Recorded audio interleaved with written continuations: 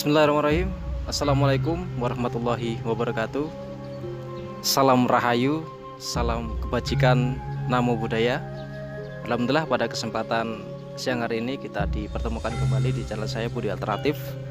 Bagaimana kabar Anda? Semoga Anda dalam keadaan sehat walafiat dan selalu dimurahkan rezekinya. Pada kesempatan siang hari ini kita berada di Desa Singosaren dan kita tepatnya berada di makamnya Mbah Singobowo. Ya, Mbah Singobowo itu adalah yang babat Desa Singosaren ini. Dan menurut cerita beliau juga guru dari Eyang Bathara Katong. Seperti apa videonya? Mari kita telusuri bersama-sama.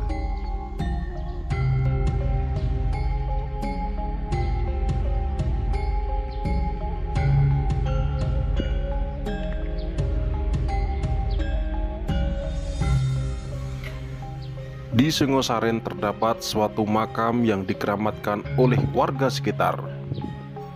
Namun berdasarkan penglihatan orang-orang pintar, tempat itu bukan makam, namun suatu petilasan yang biasanya orang-orang menyebutnya sebagai makam Mbah Singobowo. Terus siapakah beliau? Beliau adalah salah satu seorang waro, serta dia adalah orang membabat dan membuka daerah di wilayah Ponorogo. Menurut seorang juru kunci petilasan tersebut, beliau adalah guru dari Raden Bathara Katong, seorang tokoh penyebar agama Islam di Ponorogo. Dan kenapa disebut Mbah Singo? Karena beliau memiliki dua peliharaan yang selalu berdampingan kemana-mana yang berwujud seekor singo dan seekor macan, yang entah kedua hewan tersebut berbentuk nyata atau berbentuk goib.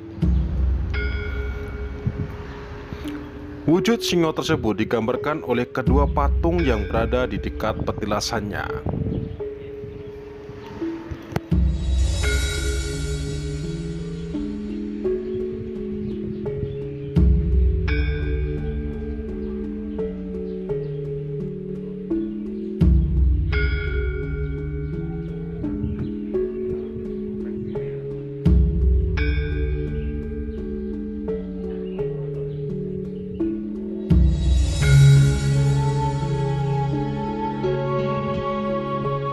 Saking awal Pak, jadi cerita Mbah Singobowo nggih sing babat iso mriki awal-awal itu.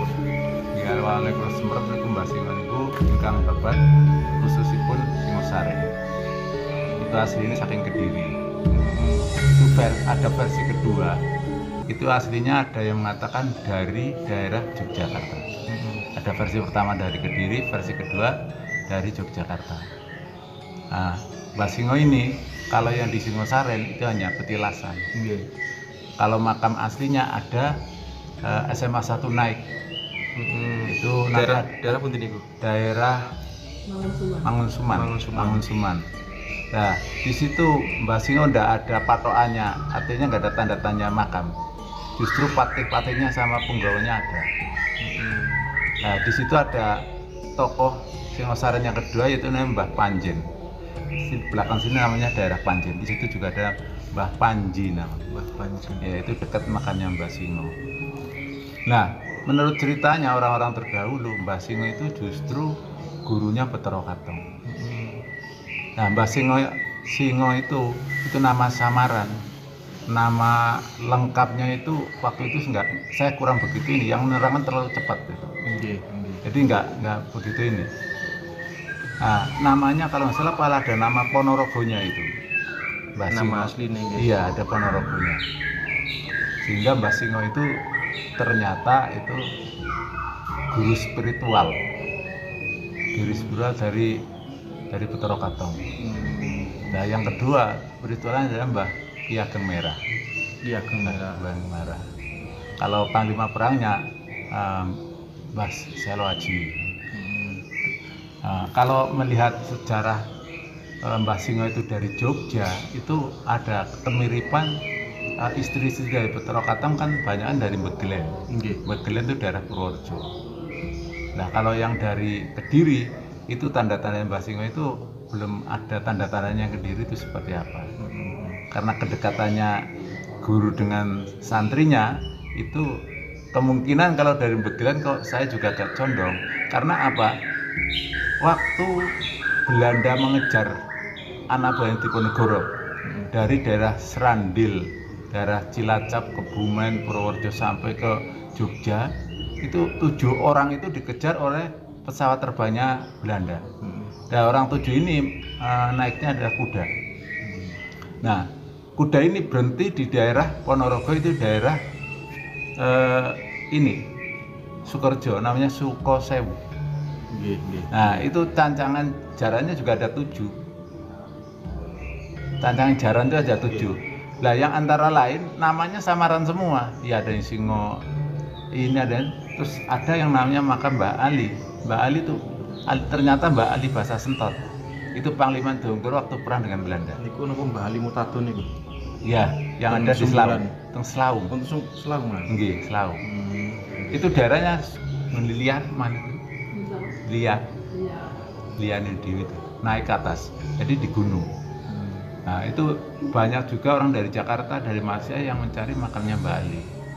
Ternyata itu panglima perangnya Diponegoro waktu dikejar oleh Belanda. Ya, dia melarikan diri ke daerah Jawa Timur, masuk ke Sukorejo.